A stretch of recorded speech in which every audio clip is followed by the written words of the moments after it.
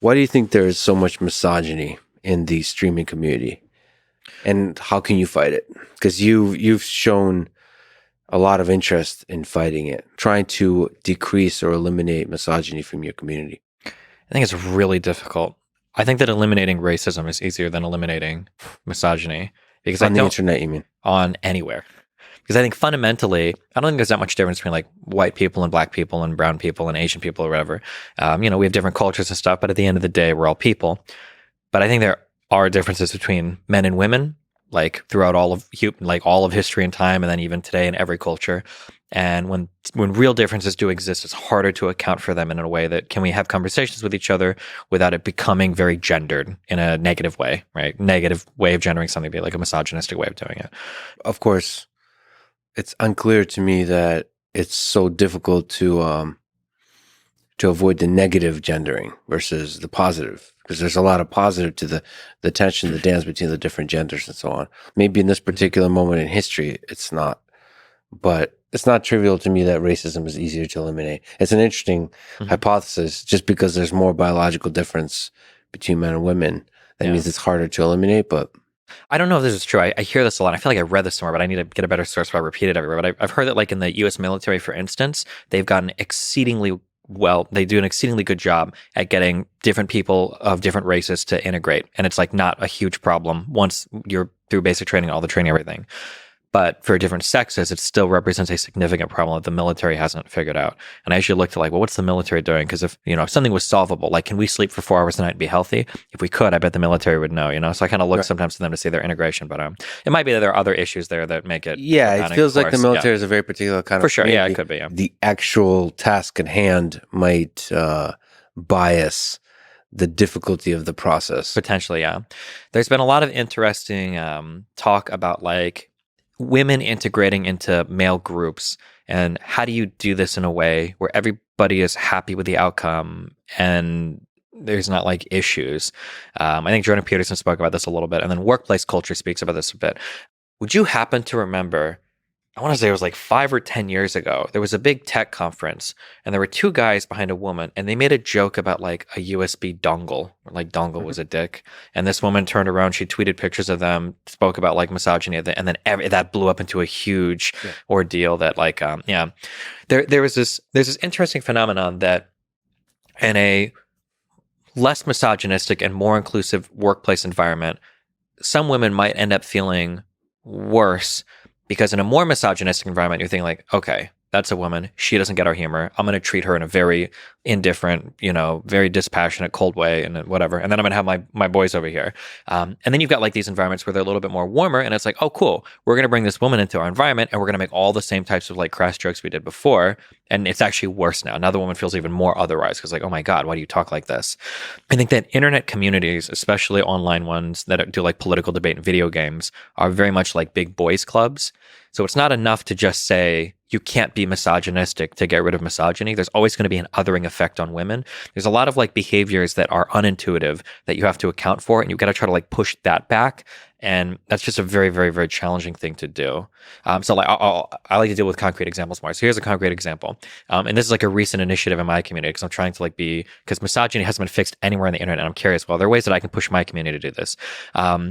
I don't think you should almost ever make a comment on a woman's appearance, ever, if they're appearing in like some political or professional manner. Even if it's a positive comment, I think it's equally bad to a negative comment. It's just never good to do. And that's kind of an unintuitive thing because it's like, well, a woman appears, wow, she's really cute. It seems like a nice comment. You're being nice, she looks cute or whatever, but it's like, that's not at all the point of why she's there. And just by saying that, you're kind of like otherizing her as like a person to like think she looks good rather than listening to anything she has to say, Well, there's a lot of stuff that you're saying, and that is a part of misogyny. It's almost like obvious. Like any woman will tell you that. A woman will, yeah, but they're not in these spaces, and a lot of the guys don't know. Yeah. I think what that requires is just empathy. You need to consider the female experience. That's it. Like you have to either read about or talk with women. You learn, like the low hanging fruit is very easy to learn. It feels like just the level of social skill oftentimes in internet communities is quite low. I disagree. I don't like to say here's the problem with empathy is it's very hard to have empathy for experiences that are so outside of your own. Well, maybe some people, there might be some people that can do it. I can't. There's a lot of stuff that I had to learn. Women are half the population. But they're women. They're totally different. They're totally different. So here we'll talk about here's they're not totally different. Totally different. So here's an example, okay? So especially for me, my archetype makes up a lot of the internet. White man. There's never been a point. The name of a beautiful woman who might be a dancer. What's the backstory? From New Orleans or from? I haven't thought that through yet. All right, yeah, right. It's ambiguous. Okay, like an open world. An open world. I want you to project wherever you want Destiny the dancer to be from. That's in your mind. Okay. All right, I'll save that for later tonight. Yeah. Okay. As a white guy, I don't know if there's ever been a spot that I've been in where I've been made to feel like I don't belong there just by virtue of who I am. I actually don't. It's impossible for me to empathize that because I don't even have that experience. If you go back 8-9 years, one of the big issues that came up was harassment in gaming against women. Yeah. And I was one of the big debaters against that, saying that like, sure, women might get harassment, but everybody gets harassment. If you're a woman and you're in gaming and you get harassed, congratulations, you're being treated like a man. What you're actually asking for is for us to actually treat you differently. You don't want to be insulted. You don't want to be treated like a man. And that's actually misogyny, is women making that argument. You still stand by that? Is that a problem if I do? No, I'm just kidding. Well, okay, almost. Hold on. A little while after. I disagree with it. Sure, okay. That's good. You should. A little while later, I had a friend, Jessica, super cool girl. We go to play games. She was between jobs, and she's like, I've got like 2 months, and we're going to grind CSGO. And I'm like, okay, this is awesome. Let's do it. CSGO, Counter-Strike, Global Offensive, shooter game, FPS, microphones. First day we start playing, okay? Hop into our first game. Obviously, she talks. Everybody's making, is that a 12-year-old boy? Why aren't you making sandwiches? Blah, blah, blah. Yeah, okay, whatever. Play our first game. Play our second game. Same jokes. Third game, fourth game. By like the fourth or fifth game, I was actually starting to feel triggered. Like every time the game started, I was like, can you just like talk so we can get over like the stupid fucking jokes? It's so fucking stupid. And you hear the same fucking joke every single time. And it took one day of that experience for me to realize it's not about being insulted. It's like this othering feeling that you don't belong. And I've never felt that because I'm a white guy. Like it just, not to be like virtue signaling, but like there's no places where it's like, you're white, you don't belong here. You're a guy, you don't belong here. Like I've never felt that not inclusion. And playing with her, there's a different feeling when it's the same types of jokes coming from a group of people to make you feel like you don't belong there. Where I was like, damn, this actually feels really bad. And it feels bad in a different way where it's like if you call me like an F slur or any other type of swear word or insult, like, yeah, you can call me that. But at the end of the day, like we're all kind of the same. We're all white dudes and we call each other names. But like this is a woman and this is not her place and she doesn't belong here. Kind of the analogy that I would make, because I after getting these experiences, I would learn this afterwards. If I tell you that there's another guy in a room and you need to think of the worst insults ever for that person without ever knowing anything about them or meeting them, if I tell you that it's like a white straight guy and you have to write insults, you're fucked. Maybe you can do like school shooter, but there's not really much you can say at the end of the day. But if I tell you it's a woman, whew, there are so many different jokes you can write. If it's a black person, so many different racist things we can say. Are you sure? I can come up with a lot of stuff for a white guy. In terms of stuff that is just intrinsic to him being a white guy? Yeah, like there's... Really? Wait a minute. What are you talking about?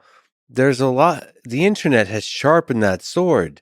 In terms of like jokes that are targeted at his sex? Incel, virgin... weak. Some of the incel virgin, maybe. Yeah, that's getting there. Sure. That's for sure. That's recent, though. Sorry, I'm older on the internet. We didn't have those words way back then. That wasn't when I was making these analogies. That incel and virgin. Back in my day, we didn't have general relativity. There were no incels back then. None of us had sex. We just accepted it. We were all computer gamers. Nobody had sex to play video games back then, okay? People don't remember that. There wasn't the Big Bang Theory. You were just a loser that was stuck. You guys didn't even know sex existed. Exactly. So you can use it as an insult. We had to download sexual pictures, and they took 2 minutes, and you didn't even know if you were going to get the right thing by the time it finished loading. But what I'm saying is that, like, okay, so I think you agree that, like, if somebody gives you, like, a race, like a black person who's a woman, we can write, like, very cutting, scathing, like, insults for that person that are very otherizing. Oh, words that would really hurt. Yeah, that are very cutting to the person. But, like, for a white guy, it's kind of hard because it's, like, that's, like, the default. There's not as much otherizing of those people. Right. Yeah. So that's kind of the insults you have from white guy to white guy, the insults are much harsher. So when you start to apply the same kind of harshness to other groups, you can make them feel like they really don't belong. And that otherizing effect is something that's very hard for me. I can't really empathize with it because I've never felt it. So I have to intellectualize it and then sympathize with it. It's like a whole process I have to go through. And then I try to walk other people through that because if you're a white guy on the internet, which is a lot of the internet, you really don't know what that feels like. You've never felt like that before. So you're now in a leadership position, Grandpa Destiny. So that's a lot of people look up to you for that, for that sort of pathway to empathy. Yeah. How not to otherize. I mean, you have felt otherized in you mentioned in high school people like not being. Yeah, but those were always for things that, like, it's different to insult somebody for a non-immutable characteristic. Like, okay, you think poorly about me because I'm like not enough money or I don't have money, but I could get more money and I could change that. But it's different for somebody to really attack you for like your gender or attack you for like your race. A lot of the attacks that hit the hardest is not about gender. I do think that they're like the way women are attacked on the internet. It's the same kind of attacks you would do towards other guys, but you go harsher. I feel like they're fundamentally different. I feel like when we're attacking guys, I'm not usually attacking you on like the virtue of you being a guy. But like if it's a woman and she's typing something like, oh, did your boyfriend type that for you? Or like, what are you even doing here? Like, shouldn't you be trying to find a husband? Or like, oh, you're like a stupid cunt, like go start an OnlyFans or whatever. No, but the stupidity, the intelligence aspect is what's attacked. Yeah, but it's so much different. Like you can call a guy stupid, but that's because he's a guy that's being stupid. But when you call a woman stupid, she's stupid because she's a woman. Yeah, but I honestly think that women are called stupid more than men on the internet. But it's nothing to do, like the attack is not gendered. It's the gender inspires an increased level of attack. I feel like it is gendered. I wish we had data on this. Have you ever heard of the XKCD comics? Yes. It's a really good comic where, and this is something that I've dealt with a lot in my community, okay? There's a guy at a board and he fucks up a math equation and it's like, wow, you suck at math. And then the next panel is there's a girl that does it and she fucks it up and it's like, wow, women suck at math. And there's like that feeling that happens where when I bring on, I won't use names, but they're like YouTube people that I've brought on that have crazy opinions. And when they're men, that person is crazy. Oh my God, he said the crazy stuff. He's so dumb. He's so crazy. He's so stupid. But when it's a woman, it's like, oh my God, why do you always bring dumb women here? Why do so many women on the internet have crazy opinions? Yeah. There's a different like minority character that has to like stand it and like represent like their whole group, where like white men don't typically have to. Speaking of groups versus individuals, yes. But then what I feel happens is then another person from that group comes, another woman comes, and people before she says anything will already feel like they're ready with that attack. For sure. But they're ready for the attack because she's a woman. They're going to call her she's stupid because she's a woman, not because she says something to them, just because she's a woman. So like the group in their brain accumulates all the negative characteristics of the individuals they've met, not the positive, the negative. And it becomes like this ball of stickiness. And then that becomes the bias for their judgment of a new person that comes. With white men, there's more of a blank slate in terms of bias of how they analyze the person. With any of the minority group, they basically make a judgment based on the negative characteristics of the individuals they met in the past. That leads to a system where you're just harsher towards minority groups and towards women. How do you solve that? The most important thing for any problem ever is step one is to be aware of it. If you're not aware of it, then you're hopelessly lost at sea.